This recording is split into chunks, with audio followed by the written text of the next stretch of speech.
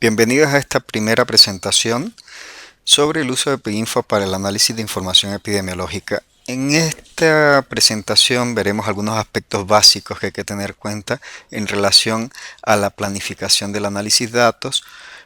Para nosotros un momento clave y que definirá todos los procesos y las actividades a desarrollar posteriormente en la parte de recolección, análisis e interpretación de la información que podamos analizar ya sea con ePIINFO o con cualquier otro mm, software de gestión de base de datos. Pues bien, veremos dentro de los contenidos la relación entre el marco teórico y la importancia que tiene esto en la planificación de la investigación, del análisis y la interpretación de datos, los momentos claves en la importancia del análisis de datos y la importancia de la matriz de codificación y del plan de análisis como instrumentos guías en el análisis de la información. Pues bien, en el campo de la salud tengamos en cuenta de que estamos expuestos a una gran cantidad de información que muchas veces está dispuesta en forma de dato numérico. El tema es, cuando nos enfrentamos a un dato numérico, veamos que es prácticamente imposible interpretar la información de un dato numérico sin dominar elementos del contexto. Esto es, a qué se hace referencia con esta información y qué es lo que está tratando de describir este dato numérico. Eh, Tener la ausencia de estos elementos del contexto pues produce el efecto que se ve aquí en la caricatura, ¿no? De la señora que va al supermercado, eh, que ve todos los datos en las pancartas e ignorando, digamos, el contexto de a qué hacen referencias, pues hace este tipo de preguntas ingenuas. Pues bien, veamos que lo mismo nos pasa a nosotros cuando recolectamos información sin tener claro el contexto de para qué queremos ese dato, qué representa ese dato, y una vez que tenemos el dato enfrente, incluso como investigadores o como productores de este dato, digamos, en la unidad operativa, pues es bastante complejo tratar de informar o describir a qué hace alusión esta información. Entonces, proponemos que hay una serie de momentos, elementos claves de la planificación en cualquier proceso de investigación o de evaluación como tal, y proponemos que la planificación debe ser el proceso previo a la recolección y análisis de información, pero igualmente determina la calidad y la eficacia de la medición del efecto deseado. Y este proceso de planificación depende en gran medida de la capacidad del investigador para realizar algunas fases previas a la recolección de información, como es delimitar claramente el problema y las preguntas de investigación y comunicarlas a las personas que acceden a esta información, integrar los conceptos claves de la teoría en salud relacionada al problema o pregunta de investigación que ha delimitado, la integración de los conceptos claves de la estrategia de medición, epidemiología y bioestadística a la investigación o al esclarecimiento de esta pregunta de investigación que está generando. Es decir, nosotros proponemos que el punto de partida para cualquier proceso de análisis de información es tener claro el epistemio, el marco teórico, las definiciones claves en relación al objeto que estamos tratando de analizar, porque ello en gran medida es lo que define los aspectos ontológicos, es decir, los aspectos relacionados a las estrategias e instrumentos de medición, el cómo vamos a medir a partir de la conceptualización de qué es lo que entendemos por el objeto de estudio, y por supuesto, si la definición nos determina en gran medida la forma en que medimos, pues también determina esta definición, la forma en que medimos, la forma en que intervenimos esta realidad o estos elementos del entorno. Entonces hay una relación clara entre el marco teórico, las estrategias e instrumentos de medición y los modelos de intervención a utilizar sobre los elementos estudiados. Por epistema o marco teórico nos referimos específicamente a la parte esta de delimitar claramente el problema y la pregunta de investigación. Eh, eh, pero los aspectos conceptuales claves. Ello es lo que nos permite la selección de las estrategias de recolección de datos y la propuesta de instrumentos idóneos para la recolección de información y posteriormente también para el análisis e interpretación de resultados, y a su vez, digamos, lo que delimita o lo que define en gran medida las propuestas de intervención. Quiero proponerle un ejemplo donde yo quiero que visualicen, digamos, esta interconexión que hay entre estos tres niveles. Por ejemplo, imagínense que nos proponen estudiar, evaluar el problema de obesidad y sobrepeso en un contexto de las localidades que estamos interviniendo. Puede ser una jurisdicción sanitaria, un municipio o una localidad más pequeña dentro de un municipio. Pues bien, cuando nos dicen que queremos investigar alrededor de este problema, pues hay muchas esferas y muchas interrogantes que nacen. Algunas de ellas, por ejemplo, relacionadas a la distribución y frecuencia, o sea, qué tanto problema tengo, o puede ser, por ejemplo, qué localidades tienen más problemas, cuáles son esas localidades, qué tanto problema tienen, qué tanta carga de daño o de morbilidad hay presente en estas localidades.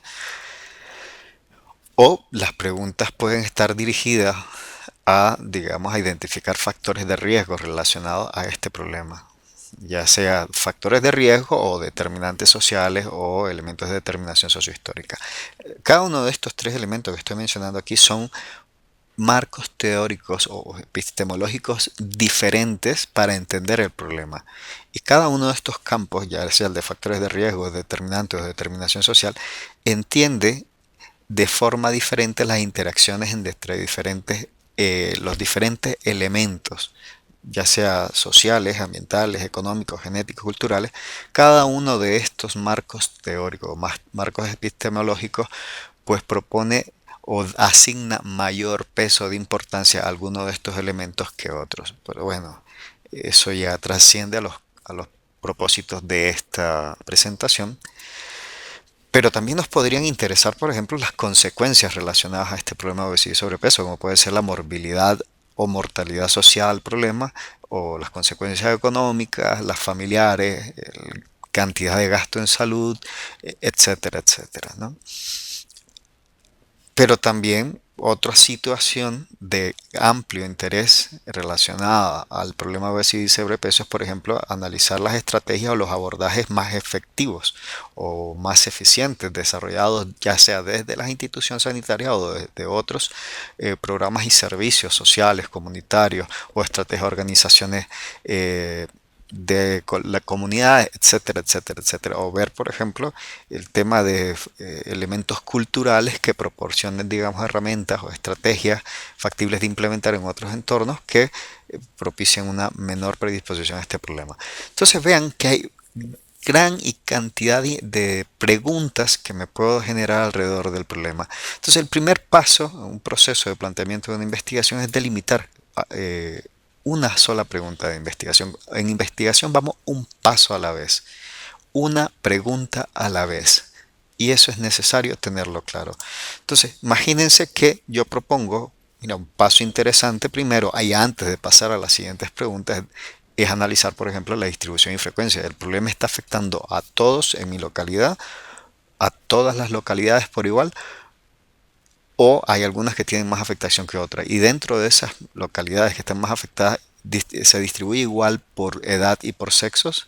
Entonces, hay muchas preguntas todavía que responder en relación a esta área del problema. Entonces, miren que lo que estamos haciendo progresivamente es ir delimitando el área del problema que me interesa, digamos, dilucidar. Y esto es el proceso, digamos, de delimitación del problema de investigación. Entonces, propongamos que nos hemos delimitado a analizar la distribución y frecuencia del problema de obesidad y sobrepeso en la localidad o grupo de localidades que hemos referido. Entonces, en relación a esta dimensión del problema, pues yo propondría resolver algunas preguntas muy específicas. Por ejemplo, ¿cuál es la frecuencia de casos de obesidad y sobrepeso en la comunidad o en las comunidades? ¿Y cuál es su distribución por sexo? Y agregaría por edad, por ejemplo, por sexo y por edad. Guardaremos. Entonces, paso número uno. Y para eso esta secuencia estratégica que les mencionaba inicialmente puede ser bastante útil. Comencemos por las definiciones y veamos cómo las definiciones me delimitan estrategias de medición y formas de intervenir.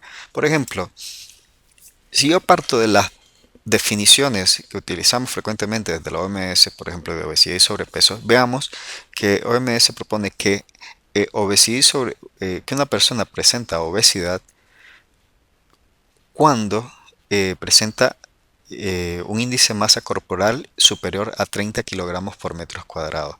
Pero esta definición, que es ampliamente extendida, solamente es válida para personas mayores de 18 años. Pero miren que esta forma de definirla me genera una estrategia de medición. O sea, yo identifico que tengo el problema de obesidad si al calcular mi índice de masa corporal, que es igual al peso en kilogramos distribuido entre mi área de superficie corporal, es decir, la altura en metros cuadrados, yo voy a...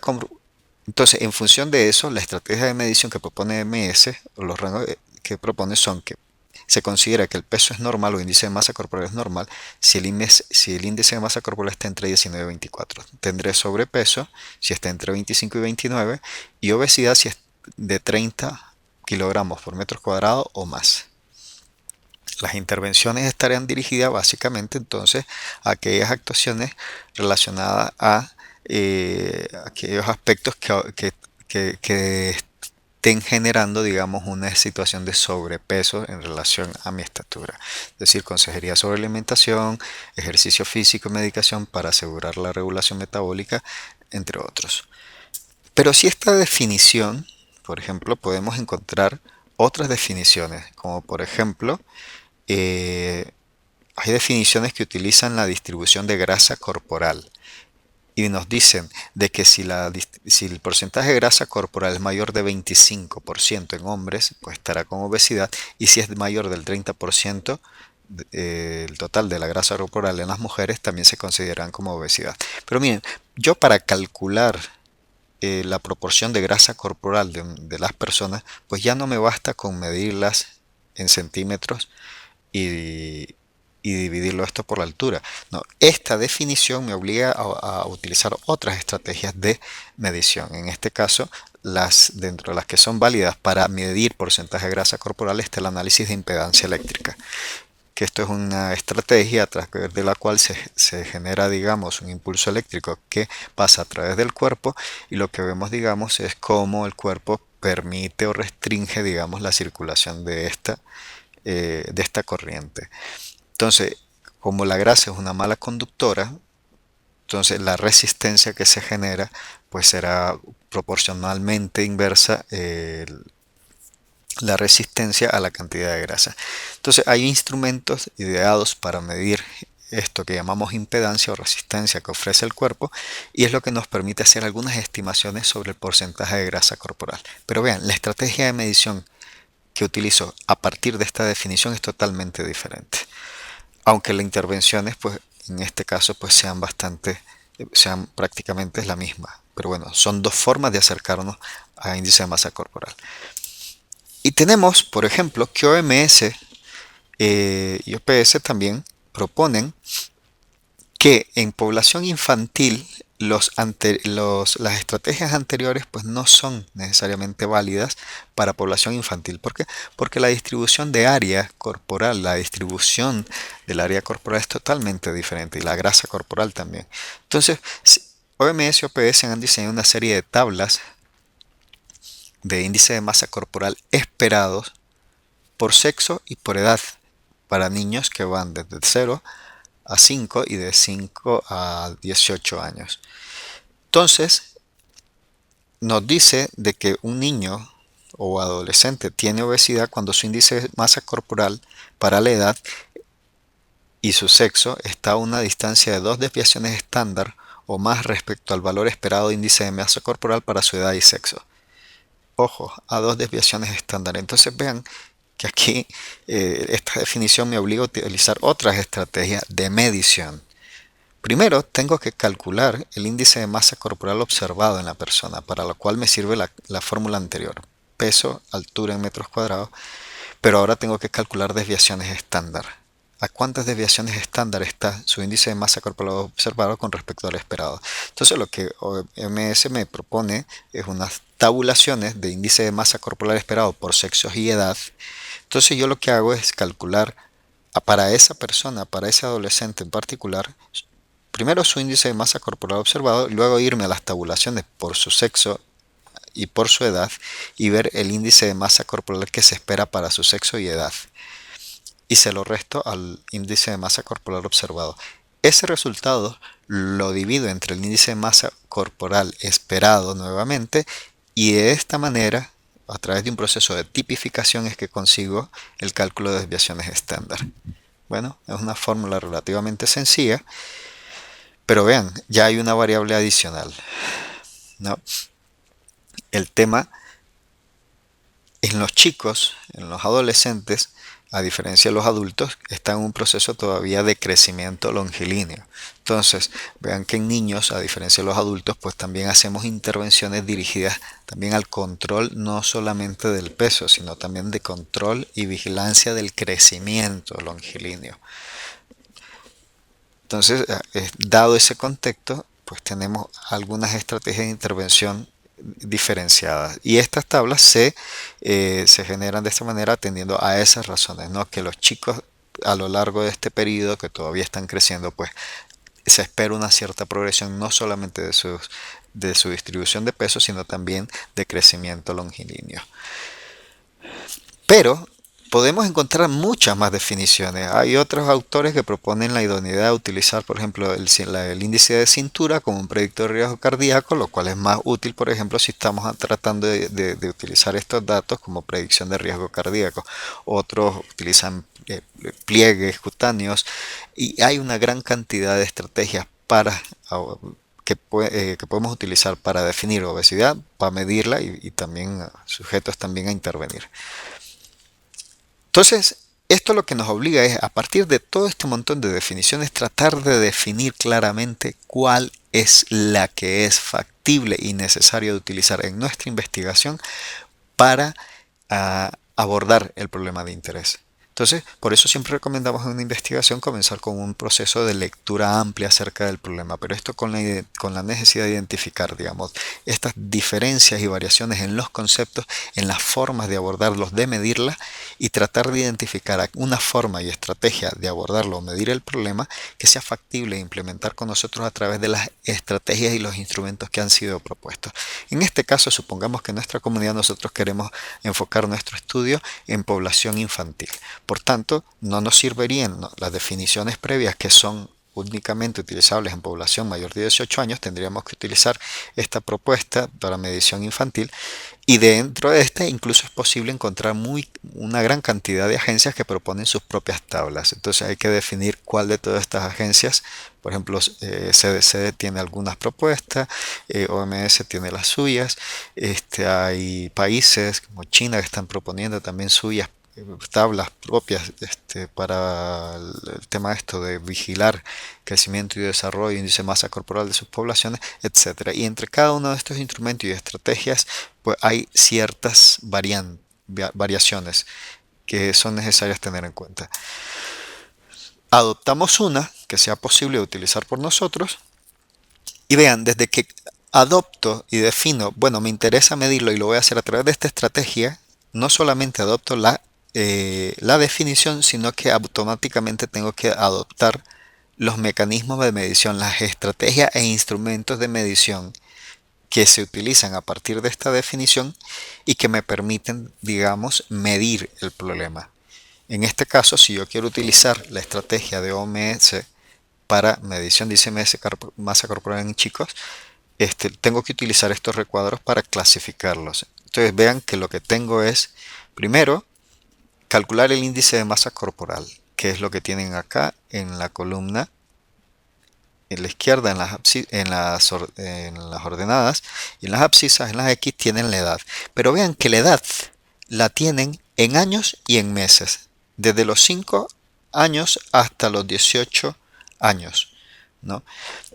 Y dentro de estos tenemos además la necesidad de recoger la edad en años y en número de meses. ¿Para qué? Para hacer una clasificación exacta de cuánto índice de masa corporal tiene este chico y cómo se clasifica ese índice de masa corporal para la edad en años y para el número de meses que tiene. Por ejemplo, no es lo mismo un índice de masa corporal de 19 en un chico de 6 años exactamente 6 años y 0 meses, donde clasificaría como sobrepeso, según esta tabla, que un chico de 19 de índice de masa corporal, pero que tiene 13 años. Para 13 años, ese índice de masa corporal, que es igual al caso anterior, sería considerado normal. Eso es lo que nos dicen estas curvas propuestas por OMS y OPS. Entonces, pero vean que esto es imposible hacer si no medimos la edad exactamente en años y número de meses.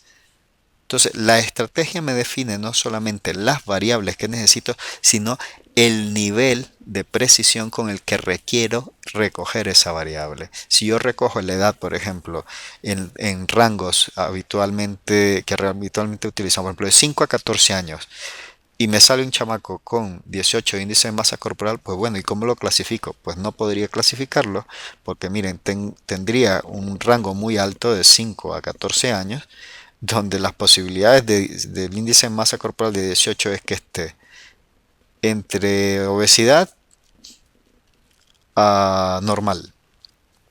Bueno, está en obesidad hasta normal. Eso es imposible saberlo si no hemos recogido la edad con la precisión de meses, que es lo que requiere este instrumento. Entonces vean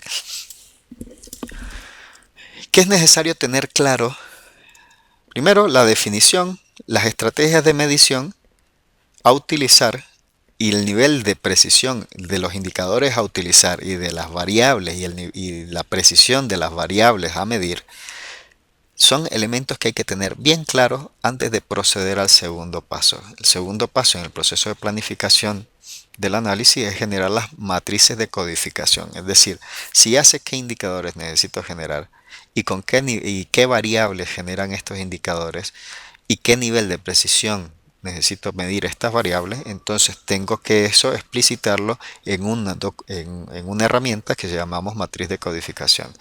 Habitualmente, esta es una forma, es una de las tantas formas en que podemos generar una matriz, donde podemos ordenar, por ejemplo, por capítulos, pero bueno, capítulos se refiere, digamos, a los diferentes segmentos en que podemos dividir una encuesta, por ejemplo, datos generales, antropometría, etcétera, etcétera, ¿no?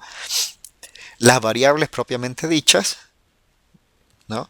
Pero además una sección de dimensiones. La sección de dimensión es, bueno, ¿cuál es la definición que estamos adoptando para esta variable? ¿Y cómo estamos proponiendo medirla? ¿Con qué nivel de precisión? Eso es lo que tiene que quedar claro acá.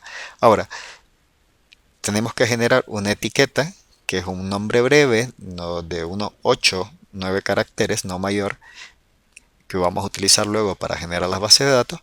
Una codificación, que aquí esto significa, la codificación es, bueno, si lo que me interesa es medir categorías de esta variable, por ejemplo, sexo masculino y femenino, bueno, lo que proponemos es siempre utilizar números para representar estas categorías.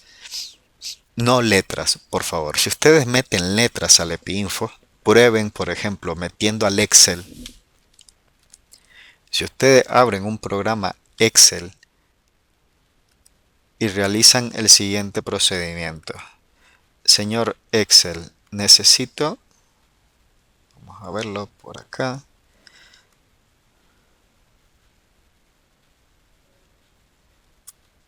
Necesito que esto quede muy claro. Si ustedes a Excel le solicitan lo siguiente, mira, tengo A en masculino. Por ejemplo, pongo masculino, van a ser las A. Y femenino van a ser B. ¿Sí? Pues vean, yo tengo aquí, por ejemplo, sexo. Y en una base de datos tengo A, B, B, B, B. Bueno, y yo le pongo a Excel. Igual, súmame todos los masculinos. Vean, ¿qué pasa? Absolutamente nada. ¿Por qué? Porque, hombre, desde la matemática elemental, A más A más A más A, matemáticamente no es posible resolverlo con las herramientas de la aritmética tradicional, ¿no? Entonces, tampoco si le pido que me sume las B. Entonces, ahórrense estos problemas, no codifiquen variables utilizando letras, porque luego las funciones matemáticas que desarrollan los programas de gestión de base de datos como el EPINFO, Excel, SPSS y demás, no se pueden desarrollar con letras, tienen que ser con números. Si ustedes acá reemplazan esto por números, el resultado es diferente, mire, 3. Y si aquí lo reemplazan, por ejemplo,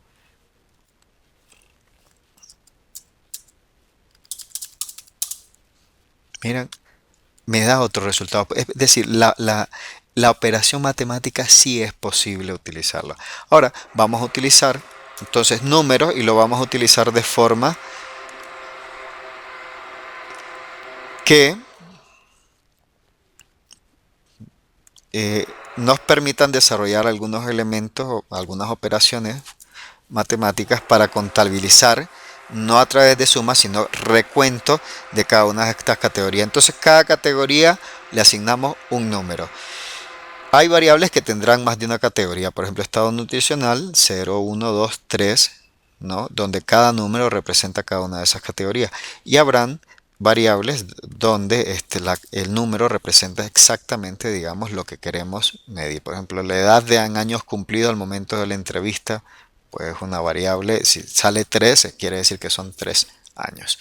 Pero vean, en este caso, por ejemplo, si quiero medir esto en adolescente, esto no me basta. Aquí tendría que ser, para poder desarrollar adecuadamente la medición, tendría que ser la edad cumplida en meses al momento de la entrevista.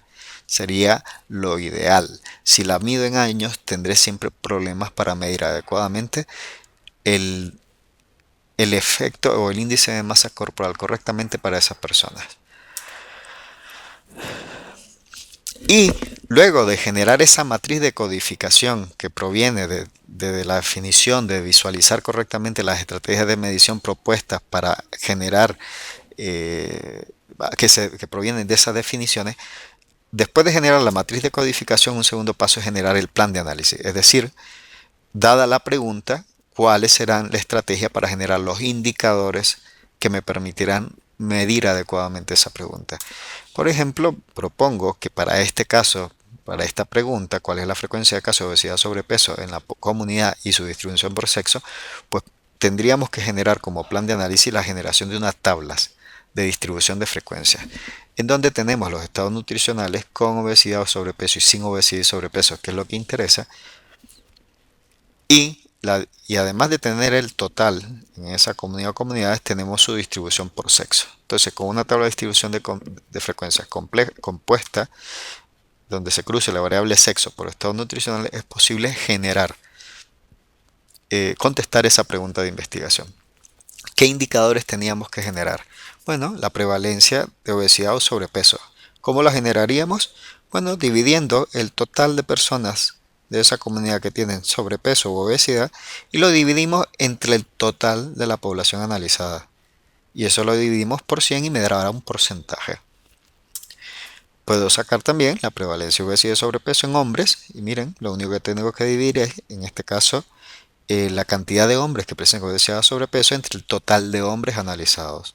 Y lo multiplico por 100 y tendré un porcentaje que interpretaré como una prevalencia. Y lo mismo para mujeres. Vean, lo que tengo acá es, sin haber recogido un solo dato, tengo claridad sobre qué variables necesito analizar, con qué nivel de precisión necesito medirlas, cómo las voy a cruzar para responder esa pregunta de investigación y qué indicadores voy a generar para responder esa pregunta de investigación, ¿no? Y además, qué tablas o qué métodos estadísticos son los que necesitaré para generar esos indicadores. Entonces, a esto es lo que nos referimos nosotros como un plan de análisis. Y esto es parte de lo que hay que tener claro y clarificar en el proceso de planeación de una investigación. Si ustedes ya tienen esto y no han recogido un dato, recogen información y es que aquí usen EPINFO o Excel o con los métodos tradicionales de paloteo, con frijolitos, con arrocitos, siempre es posible llegar a la misma resultados. Y además tengo claridad sobre cómo voy a utilizar el dato recogido. Entonces, resumiendo, y lo vamos a ir resumiendo también a través del segundo ejemplo, es necesario en primer momento delimitar el aspecto, el problema de investigación, o el aspecto del problema de investigación que me interesa analizar. Y si en segundo momento, y esto se puede saber, digamos, utilizando y conociendo ampliamente los marcos teóricos utilizados para analizar estos problemas. Y siempre podemos encontrar muchos marcos teóricos. Por ejemplo, si nosotros analizamos la productividad en los servicios de salud, hay muchos marcos teóricos utilizados para analizar por qué algunos servicios, digamos, están produciendo más o menos servicios de calidad en comparación a otros. Bueno, algunos marcos teóricos que hacen alusión, digamos, o que permiten hacer alguna aproximación a estos elementos de productividad, por ejemplo, es este tipo de marco teórico de funcional estructuralista, donde nos propone que los resultados en salud medidos, digamos, en cobertura, en producción de servicios y demás, están determinados por la capacidad de dirigir, monitorear y evaluar nuestras intervenciones, el controlar la calidad con que se entregan estos productos, bienes o servicios ofertados, de la gestión del recurso humano, de los recursos financieros disponibles para garantizar el suministro, la infraestructura requerida para entregar esos servicios, delimitar claramente los espacios población y abordar estos espacios población y tener los equipamientos adecuados para entregar estos bienes y servicios. Si a mí me piden partos, yo tengo que tener garantizado recursos humanos que sean capaces de entregar partos que cumplan la normatividad en cuanto a calidad de atención del parto, tener suministro e infraestructura adecuada para la atención del parto, atender y tener claridad de cuántos partos y en qué espacios geográficos tengo yo que intervenir o garantizar, digamos, la prestación de este servicio y el equipamiento adecuado para entregar este servicio, entre otras cosas, ¿no? Pero esto vean que es bastante viable utilizarlo como una estrategia, por ejemplo, para analizar las capacidades instaladas en las unidades operativas para generar bienes y servicios. Este es el modelo teórico que respalda o del que se basa, digamos, todos los instrumentos de medición de certificación hospitalaria o acreditación de unidades de salud que ustedes manejan. Pero hay otras formas de entrarle también al tema de productividad o de resultados de los servicios de salud. Si lo que estás trabajando no es con unidades operativas que entregan bienes y servicios, sino con tus directivos, con la gente, con los gestores de programas, pues mira, los gestores no entregan servicios, los gestores no atienden partos, los gestores lo que me tienen que hacer es eh, hacer actividades de administración o de gerencia, entre las cuales, por ejemplo, planificar, organizar las actividades, implementar, monitorear y evaluar, pero además es deseable que tengan habilidades y capacidades de liderazgo. ¿No? Que detecten problemas, que enfoquen los recursos, los alineen y los movilicen e inspiren también a las personas, ¿no? A participar de estos procesos de la organización. Tienen también se requiere que sean capaces de mejorar los climas laborales, responder a los elementos cambiantes del entorno, y eso en gran medida es lo que genera prácticas gerenciales adecuadas dentro de las instituciones y que permiten alinear los recursos para obtener los resultados deseados, ¿no? Entonces vean, el destino o el interés es el mismo, mejorar resultados de salud, pero aquí los grupos de trabajo son distintos. En uno eran unas unidades operativas y en los otros grupos de gerentes.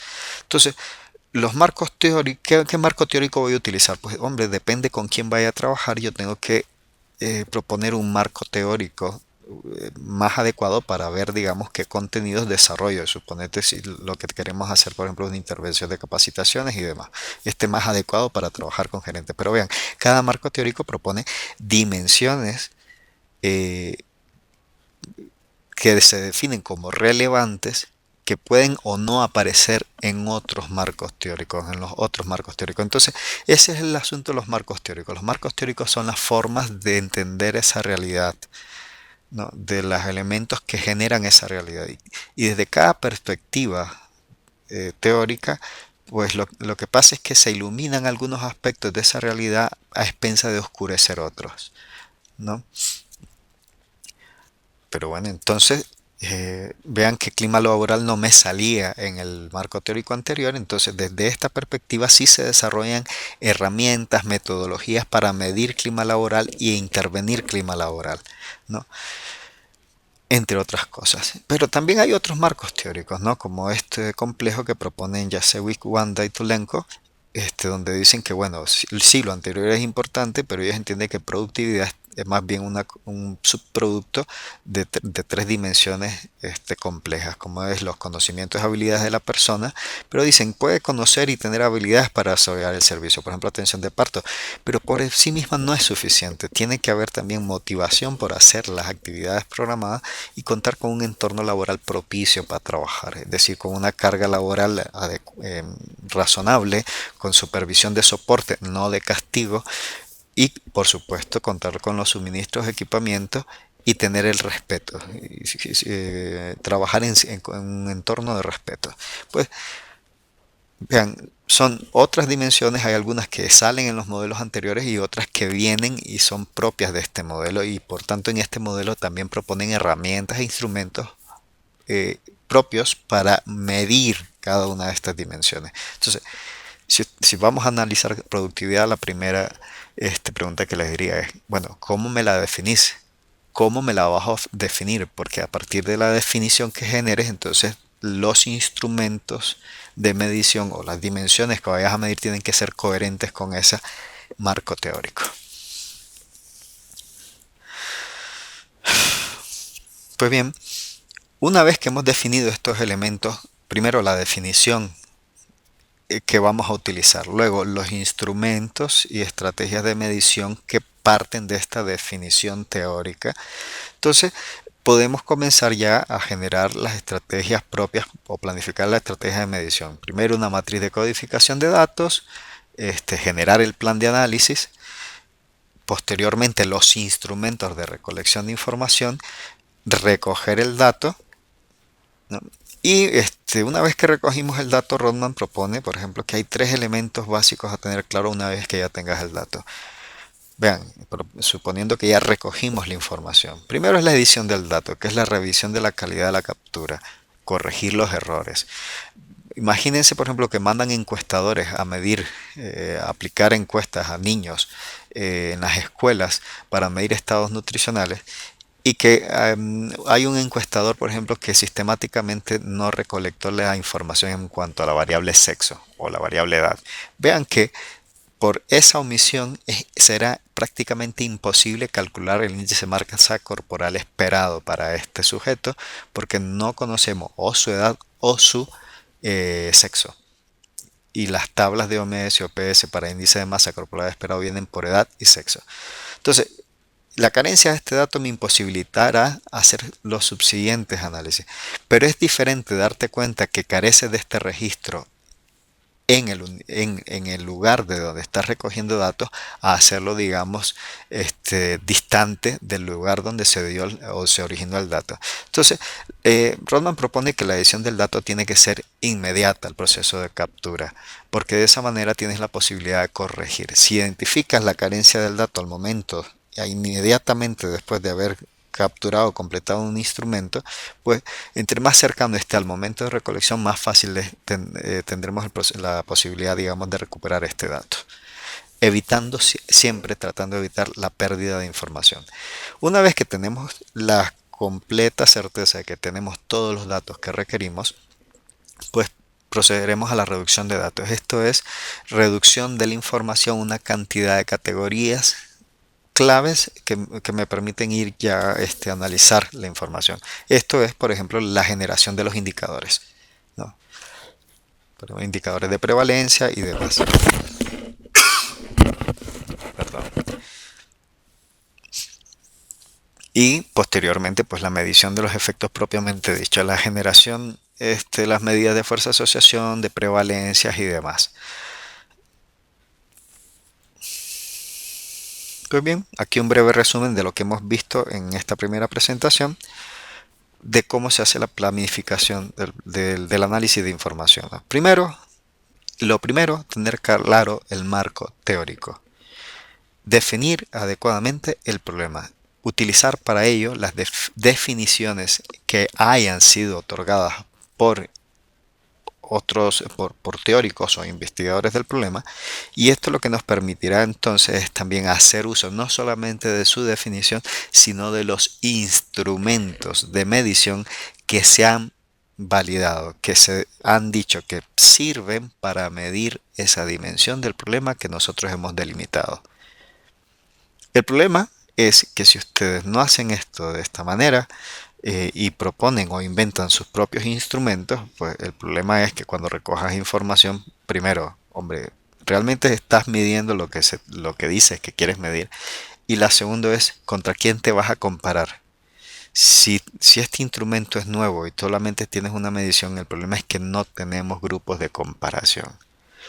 No tenemos elementos referentes de comparación. Entonces, por eso es preferible siempre utilizar instrumentos que ya han sido validados, utilizados en la recolección de información y que han sido utilizados para generar información. Entonces, el delimitar el problema y la pregunta de investigación se hace a partir del conocimiento de los marcos teóricos, se plantean las hipótesis o las preguntas de investigación, se procede al diseño de muestra, a la parte de planificación de la recolección de información, en este caso de las variables, y el plan de análisis, y hasta aquí tendríamos completo, digamos, la parte de planificación. En la próxima presentación, que también será un poco teórica, hablaremos más a profundidad sobre lo que es la matriz de codificación y el plan de análisis, como las estrategias, digamos, y ya los instrumentos que nos servirán de base para generar, digamos, en la parte de elaboración de una máscara de captura utilizando el EPINFO. Porque sí, queremos que ustedes diseñen un instrumento de recolección, pero para eso hay que tener claro los primeros dos elementos. Un buen marco teórico bien claro y construir toda la estrategia de medición.